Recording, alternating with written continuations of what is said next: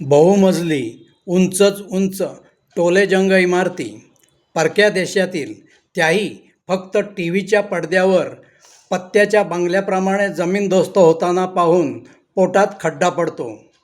भविष्यात चीनबरोबर होणाऱ्या युद्धात आपल्या शहरात व आपल्या देशातील शहरात अशीच दृश्ये आपल्याला प्रत्यक्ष पाहावी लागतील, तेव्हा आपली काय अवस्था होईल याचा सर्वांनी गांभीर्याने विचार करावा. असे होऊ नये यासाठी नागरिकांच्या आवाक्यातील दोनच मार्ग आहेत.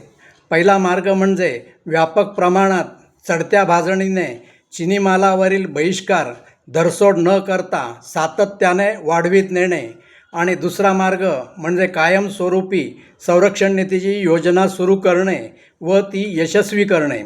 दोन्ही मार्ग यशस्वी होण्यासाठी मोठ्या प्रमाणावर जनजागृतीची गरज आहे. कोणतेही काम समविचारी लोक संघटित झाले तरच यशस्वी होते.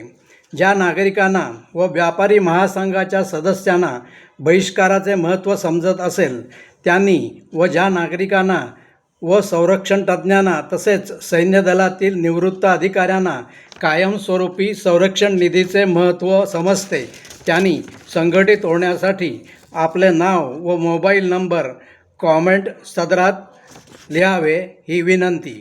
जय हिंद.